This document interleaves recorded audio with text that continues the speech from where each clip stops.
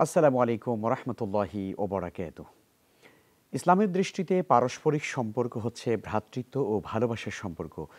দুই ভাই যেমন পরস্পরের জন্য সব কিছু বিসর্জন দিতে প্রস্তুত হয়, তদ্রূপ সহকর্মীদের সাথে মমত্ববোধ ও ভালোবাসার আচরণ কাম্য। আল্লাহ সুবহানাহু ওয়া তাআলা পবিত্র কোরআনে কারীমে ইরশাদ করেছেন, ইন্নামাল মুমিনুনা ইখওয়া ফাআসলিহু বাইনা আখওয়াইকুম।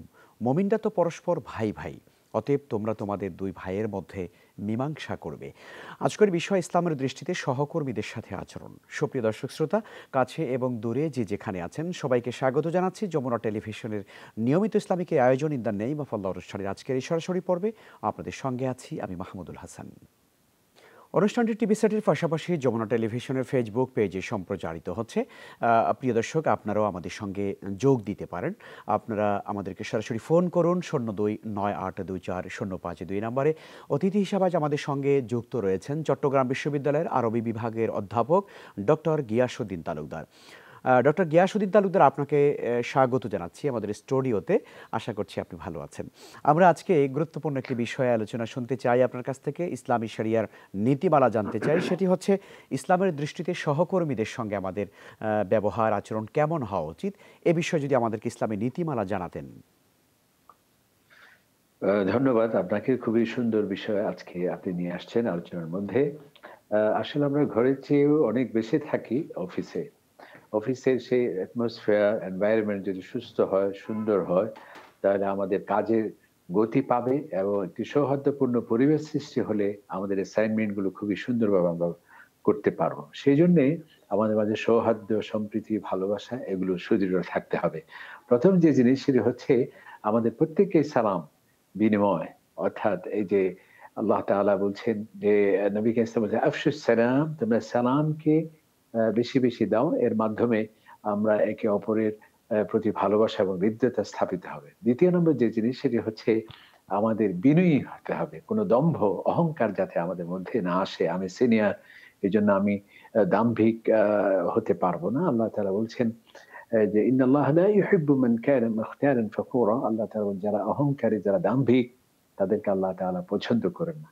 এবং যারা বিনয়ী আল্লাহর কাছেও পছন্দনীয় এবং মানুষের কাছেও অত্যন্ত পছন্দনীয়। তৃতীয় যে জিনিস যেটি আপনি বললেন যে আমাদের ভ্রাতৃত্ববোধ থাকতে হবে। যেটা আল্লাহ তাআলা বলছে ইন্নামাল মুমিনুনা ইখওয়া, যে মুমিন পরস্পরের মাঝে একটা ভ্রাতৃত্বের বন্ধন তাদের মাঝে সুসংহত থাকবে। তাহলে সেখানে একটা সুন্দর ইতিবাচক পরিবেশ সৃষ্টি হবে। আরেকটা হচ্ছে আ কলিগদেরকে, সহকর্মীদেরকে সম্মান প্রদর্শন করতে হবে। মানুষের প্রতি শ্রদ্ধা এবং সম্মানের ক্ষেত্রে কোন ধরনের যাতে আমাদের নেতিবাচক মনোভাব আমাদের মাঝে সৃষ্টি না হয়। আল্লাহ তাআলা বলছেন ওয়ালাকাদ কাররামনা বানি আদম, আমি মানুষকে সবচেয়ে বেশি সম্মান এবং মর্যাদা দিয়েছি। যেখানে আল্লাহ তাআলা মর্যাদা দিয়েছে, সম্মান দিয়েছেন, সেখানে আমরাও আমাদের সহকর্মীদের প্রতি, সকল মানুষের প্রতি, জাতি, ধর্ম, বর্ণ নির্বিশেষে সম্মান এবং শ্রদ্ধা থাকতে হবে। আরেকটি হচ্ছে আমাদের মাঝে সেটি হলো কল্যাণ আ মনোভাব আমাদের মাঝে থাকতে হবে। অর্থাৎ প্রত্যেকেই আরেকজনের কল্যাণ, উন্নতি সেটি আমাদের মাঝে থাকতে হবে। নবী কারীম সাল্লাল্লাহু আলাইহি ওয়াসাল্লাম বলছেন আদ-দীন আন-নাসীহা, দ্বীন কি, ধর্ম কি? সেটি হচ্ছে অন্য মানুষের জন্য ভালো এবং মঙ্গল কামনা করা। আরেকটি হলো আমরা একে অপরের প্রতি সহযোগিতার হাতকে সম্প্রসারিত করতে হবে। যেটি আল্লাহ তাআলা বলছেন তাআওয়ানু আলাল বিররি ওয়াত তাকওয়া, তুমি ভালো কাজে একে অপরকে সহযোগিতা করো, তাহলে আল্লাহ পাক সুবহানাহু ওয়া তাআলা আমাদেরকে বারাকাত দেবেন। আরেকটি হলো আমাদের কলিগ যে সমস্ত কাজ করছেন সেগুলোকে, ভালো কাজ যেগুলো আছে, যেগুলো মেধার স্বাক্ষর রাখছে, সেই ধরনের কাজগুলোকে আমাদের স্বীকৃতি দিতে হবে। কারণ নবী করিম সাল্লাল্লাহু আলাইহি ওয়াসাল্লাম দেখা গিয়েছে যে একজন খুব সুন্দর কণ্ঠে কোরআন তিলাওয়াত করেছেন। তাকে বলছে যে তুমি তো দাউদ আলাইহিস সালামের কণ্ঠ পেয়েছো।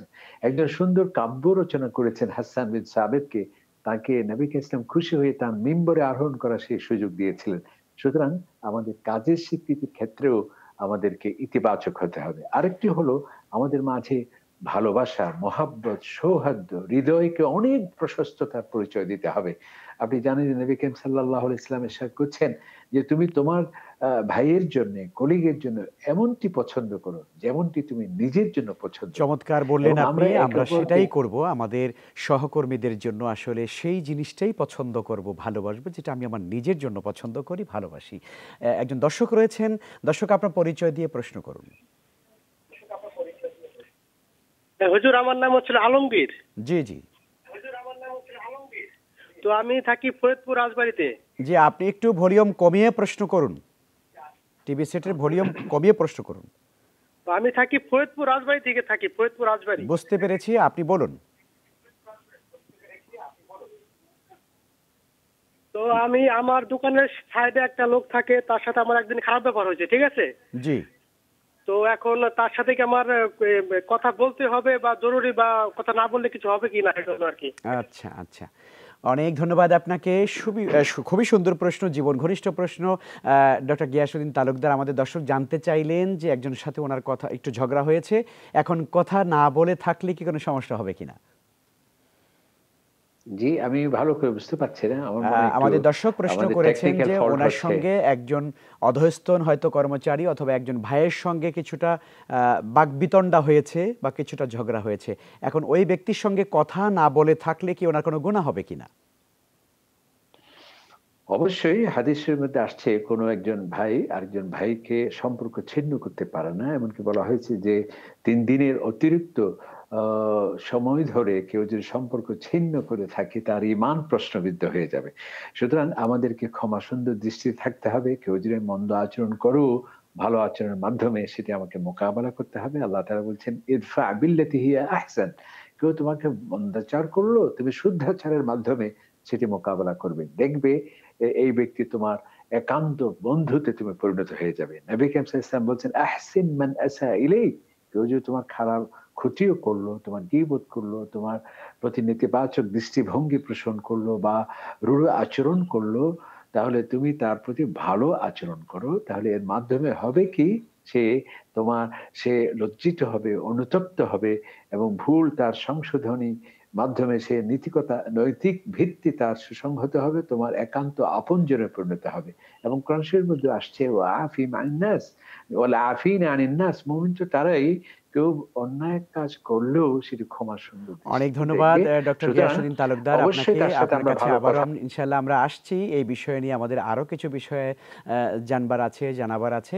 ডক্টর গিয়াসউদ্দিন তালুকদার, আপনাকে আবার স্বাগত জানাচ্ছি। আমরা একটি বিষয় আপনার কাছে জানতে চাইবো, সেটি হচ্ছে যে আমরা সহকর্মীরা যে কোনো অফিসে, কর্পোরেট প্রতিষ্ঠানে যখন আমরা চাকরি করি, কাজ করি একসঙ্গে একই ছাদের নিচে, তখন দেখা যায় যে পারস্পরিক ভুল বোঝাবুঝি হয়ে থাকে অনেক সময়, এবং এই রেশ ধরে অনেকে অনেকের পেছনে লাগেন, ক্ষতি করবার চেষ্টা করেন, ছিদ্র অন্বেষণ করবার চেষ্টা করেন। এই কাজগুলো কি আসলে ঠিক কিনা, কারো পিছনে লেগে থাকা? চমৎকার বিষয় আপনি তুলে ধরেছেন। আসলে আমরা যেহেতু প্রায় ৮ ঘন্টা ৯ ঘন্টা একই অফিসে কাজ করছি এবং আমাদের পরস্পর সৌহার্দ্য সম্প্রীতি এটিকে অগ্রাধিকার দিতেই হবে। যে সমস্ত জিনিস আমাদের সম্পর্ককে নষ্ট করে দেয়, সেগুলোর ব্যাপারে আমাদের সজাগ থাকতে হবে। ১ নম্বর হচ্ছে কোনো গীবত করা যাবে না, পরচর্চা করা যাবে না। এই পরচর্চা এবং গীবতের মাধ্যমে কিন্তু সম্পর্ক নষ্ট হয়ে যায়। অর্থাৎ আমরা অন্যের অনুপস্থিতিতে তার সম্পর্কে নেতিবাচক কোনো আলোচনা একেবারেই আমাদের পরিহার করতে হবে। আরেকটি হচ্ছে হিংসা বিদ্বেষ, সেটিকে পরিহার করতে হবে। আমার সহকর্মী এগিয়ে যাচ্ছেন, তার প্রমোশন হলো, তাই বলে আমার অন্তরে যদি আগুন জ্বলে যায় সেটি একেবারেই নিন্দনীয় এবং সেটি একটা নেতিবাচক। এজন্য আমাদের ইসলামে কঠোরভাবে হিংসা বিদ্বেষ পোষণ করাকে নিষেধ করা হয়েছে। আরেকটা হচ্ছে কোমল ভাষা আমাদেরকে আ ব্যবহার করতে হবে। আল্লাহ তাআলা বলেন, "ফাবিমা রাহমাতিন মিনাল্লাহি লিনতা লাহুম।" হে আমার হাবিব, আপনার কাছে এই যে জনগণ এতে আসছে কেন? যেহেতু আপনি কোমল ভাষী, সুন্দর ভালো ব্যবহার আপনার মাধ্যমে। যদি আপনি তিক্তভাষী হতেন তাহলে কিন্তু লোকজন আপনার থেকে চলে যেত। আপনি যেটা বলেছেন, আমরা যেহেতু একই জায়গায় কাজ করছি, আমাদের কিছুটা আমাদের ত্রুটি-বিচ্যুতি হতেই পারে। কিন্তু এটাকে ক্ষমা সুন্দর দৃষ্টিতে দেখতে হবে। আল্লাহ তাআলা বলছেন, "ওয়াল আফিনা আ আনিন নাস", যে মানুষ যারা ভালো মুমিন, আদর্শ মানুষ তো সে যে কলিগ বা সহকর্মী কোনো মানুষ যদি ভুল করে থাকে সেটা সে ক্ষমা করে দেবে। এবং মানুষ সম্পর্কে ভালো ধারণা করতে হবে। যেটা আপনি বললেন ভালো ধারণা, কোনো অবস্থাতেই তার সম্পর্কে নেতিবাচক ধারণা, যেগুলো থেকে আমাদের অ্যা মনে শত্রুতা বা একটা নেতিবাচক পরিবেশ সৃষ্টি হতে পারে, সেজন্যে ভালো ধারণা আমাদেরকে রাখতে হবে। আরেকটা হচ্ছে পরশ্রী কাতরতা আমাদের সম্পর্ককে কিন্তু নষ্ট করে দেয়। যেটি আল্লাহ তাআলা বলছেন, "ওয়াইয়াদউল ইনসানু বিশ-শাররি দুআআহু বিল খাইর", যে মানুষের একটা স্বভাব হলো তার মাঝে পরশ্রী কাতরতা কাজ করে। অনেক এজন্য ধন্যবাদ। কোনো ভুল ভ্রান্তি ডক্টর হলে গিয়াসউদ্দিন তালুকদার, একজন দর্শক রয়েছেন আমাদের কাছে, প্রশ্ন করবেন। দর্শক, আপনার পরিচয় দিয়ে প্রশ্ন করুন। হ্যালো, আসসালামু আলাইকুম। ওয়ালাইকুম সালাম। জি ভাইজান, আমি শহীদপুর নীলফামারী থেকে বলতেছি। জি জি বলুন। তো আমাদের এখানে একটা মসজিদে মানে পুরাতন যত কোরআন ছিল সেগুলোকে জ্বালানো হয়েছে। আচ্ছা এখন এটা নিয়ে আমাদের মধ্যে কিছু কিছু বিতর্ক হচ্ছে। এর মধ্যে আমাদের করণীয় কি? আচ্ছা, অনেক ধন্যবাদ আপনাকে। জীবন ঘনিষ্ঠ প্রশ্ন ডক্টর গিয়াসুদ্দিন তালুকদার, আপনি শুনতে পেয়েছেন আমাদের দর্শক প্রশ্ন করেছেন যে প্লিজ। পুরাতন কোরআন পাতাগুলো ওরা তো হয়তো জ্বালিয়ে দেওয়া হয়েছে, এখন এটা নিয়ে একটা ভুল বোঝাবুঝি হচ্ছে এলাকার ভিতরে, কি করণীয় রয়েছে? আসলে এভাবে আমরা এটা একটা কিন্তু প্রায় মসজিদে দেখা যায়, যেটা আমরা পড়তে পারি না বা জীর্ণ শীর্ণ হয়ে আছে সেগুলো আমরা মসজিদে পাঠিয়ে দিই। এটা কিন্তু ঠিক নয়। আমরা মসজিদে এমন কোরআন কারীমের মুসহাফ দিতে হবে যেগুলো পড়া যায় সুন্দর এবং স্বচ্ছ। তো যেগুলো ব্যবহার উপযোগী নয় সেগুলোকে আসলে জ্বালিয়ে ফেলাটা একটু সুন্দর হয় না। এটা একটু দৃষ্টিকটু হয়। এগুলো যদি মাটির নিচে আমরা যদি পুঁতে ফেলা হয় কবরস্থানে বা অন্যান্য জায়গায়, সেটি সুন্দর হয়। কিন্তু জ্বালিয়ে ফেলাটা এটি আমার মনে হয় একটু দৃষ্টিকটু হয়, শ্রুতিকটু হয়। সেইজন্য এমন কোন কাজ করা ঠিক হবে না, যেটি আঙ্গুল দিয়ে ইশারা করতে হয় যে তারা কোরআন শরীফকে জ্বালিয়েছে, এই ধরনের একটা ভুল সংবাদ বা ভুল মেসেজ দিতে পারে। এইজন্য এগুলোকে সুনির্দিষ্ট স্থানে সুরক্ষিত করে রাখা, অথবা যদি একেবারেই অসম্ভব হয়ে পড়ে তাহলে যে সমস্ত জায়গায় মানুষ যাতায়াত করে না, যেমন কবরস্থান বা অন্যান্য জায়গায়, সেগুলো যদি আমরা পুঁতে ফেলি তাহলে কিন্তু ভালো হয়। এবং আপনি জানেন যে সেদিকে আমরা না যাই সময়ের অভাবে। হযরত ওসমান রাদিয়াল্লাহু আনহুর সময় এই ধরনের ঘটনা হয়েছিল এবং পরবর্তীতে অনেক মুনাফিকরা এবং ইসলাম বিদ্বেষী যে সমস্ত চক্র ছিল জি ওনার বিরুদ্ধে বিশুদ্ধ করার জন্য এটিকে নেতিবাচকভাবে উপস্থাপন করা হয়েছিল। সেজন্যে জি, অনেক আমরা ধন্যবাদ, অনেক ধন্যবাদ। সে দর্শক, আপনাকে আমরা পরামর্শ দিতে চাই। আমাদের সম্মানিত অতিথিও বললেন যে উদ্ভূত পরিস্থিতি আপনারা শান্ত থাকবেন, পরিস্থিতি যাতে ঘোলাটে না হয়। কাজটি হয়তো সুন্দর হয়নি এতটুকু, তবে এটিতে আসলে মুসলিম সমাজের ভিতরে আমাদের একটা অন্যরকম পরিবেশ তৈরি করা সেটা কোনোভাবেই ঠিক হবে না। সেটি আমাদের জন্য আরও ভয়ঙ্কর পরিস্থিতি হয়তো ডেকে আনতে পারে। আল্লাহ আমাদের সবাইকে বোঝবার এবং সবর করার তৌফিক দান করুন। ডক্টর গিয়াসুদ্দিন তালুকদার, আপনার কাছে আবারও আসছি। আমরা যে বিষয়টিতে আলোচনায় ছিলাম সেটি হচ্ছে সহকর্মীদের সঙ্গে আমাদের আচরণ। আমরা খুবই সংক্ষেপে আপনার কাছ থেকে 1.5 থেকে 2 মিনিটের মধ্যে আমরা জানতে চাচ্ছি যে সহকর্মীদের সাথে আমাদের সম্পর্কের যদি কোনো অবনতি হয়ে থাকে, কোনো খারাপ সম্পর্ক হয়ে থাকে, সম্পর্ক উন্নয়ন করবার ক্ষেত্রে আমাদের কি দায়-দায়িত্ব রয়েছে, কি কর্তব্য রয়েছে সে বিষয়ে জানাবেন। চমৎকার বলেছেন। আসলে সময় তো খুবই কম। আমাদের সহকর্মীদের সাথে অবশ্যই সম্মান, শ্রদ্ধা এবং বিনয়, ভদ্রোচিত আচরণ এবং সামগ্রিকভাবে যাতে ইতিবাচক দৃষ্টিভঙ্গি আমাদের পোষণ করতে হবে এবং কোনো যদি আমাদের ভুল ত্রুটি হয়ে যায় সেটি অবশ্যই তাদের থেকে আমাদের ক্ষমা চেয়ে নিতে হবে।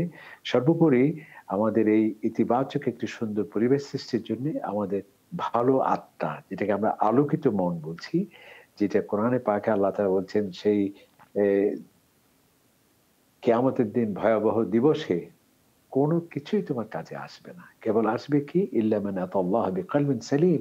যে ভালো মনের অধিকারী ব্যক্তিরাই কেবল পরিত্রাণ পেতে পারে। ভালো মন মানে যে মনে হিংসা থাকবে না, বিদ্বেষ থাকবে না, কারো প্রতি শত্রুতা থাকবে না, দম্ভ থাকবে না, এবং যে অন্তরে থাকবে মানুষের প্রতি ভালোবাসা, উদারতা, এই ধরনের একটি আত্মা, কলবে সেলিম, আলোকিত মনের অধিকারী যদি আমরা হতে পারি, তাহলে সহকর্মীদের সাথে অবশ্যই আমাদের ভালো আচরণ হবে। আরেকটি হচ্ছে আমাদের সহকর্মীদের সবসময় তাদের স্বার্থকে আমার স্বার্থের অগ্রাধিকার দিতে হবে। আমি যদি আমার সহকর্মীকে অগ্রাধিকার দেই যেকোনো ক্ষেত্রে, তাহলে দেখা যাবে আমাদের মাঝে সুন্দর সম্পর্ক গড়ে উঠছে, যেটা আল্লাহ তাআলা বলছে ওয়ায়ুসিরুনা আলা আনফুসিহিম ওয়ালাউ কানা বিহিম খাসাসা। আল্লাহ তাআলা সেই সাহাবায়ে কেরামদের চারিত্রিক বৈশিষ্ট্য বর্ণনা করতে গিয়ে বলছেন তারা তাদের সহকর্মীদের প্রতি এত এত কি ছিলেন, তারা মানবিক ছিলেন যে নিজের স্বার্থকে অন্যের স্বার্থের উপর, অর্থাৎ অন্য স্বার্থকে নিজের উপর তারা প্রাধান্য দিতেন। ওয়ালাউ কানা বিহিম সেরকম একটি খাসাসা, যদিও এটা নীতিমালা যেন তাদের আমরাও ক্ষতি প্রত্যেকে হয়। চর্চা করতে পারি এবং আমাদের ভাই বোন, আমাদের পরিবার পরিজন, আমাদের সহকর্মী যারা আছেন, আমাদের অধীনস্থ, অধস্তন, আমাদের ঊর্ধ্বস্থন যারা আছেন, সবার সঙ্গে যেন আমরা ভালো আচরণ করতে পারি। রাসূল সাল্লাল্লাহু আলাইহি ওয়াসাল্লামের সেই কথাটি বলি আমরা শেষ করব, তাবাসসুমুকা ফি ওয়াজহি আখিকা লাকা সাদাকা। তুমি তোমার ভাইয়ের সঙ্গে সুন্দর মুখে হাসি দিয়ে কথা বলবে, এটাও তোমার জন্য সাদাকা হবে। আল্লাহ যেন আমাদের সবাইকে সেই তৌফিক দান করেন। আমাদের সম্মানিত অতিথি, আপনাকে অনেক ধন্যবাদ। প্রিয় দর্শক শ্রোতা, এই ছিল আমাদের আজকের ইন দ্য নেম অফ আল্লাহ অনুষ্ঠানের আজকের আয়োজন। ইনশাআল্লাহ তাআলা আগামীকাল একই সময় নতুন কোনো বিষয় নিয়ে কথা হবে, দেখা হবে। সকলকে আল্লাহ তাআলা ভালো রাখুন, নিরাপদে রাখুন। আল্লাহ হাফেজ। আসসালামু আলাইকুম ওয়া রাহমাতুল্লাহি ওয়া বারাকাতুহু।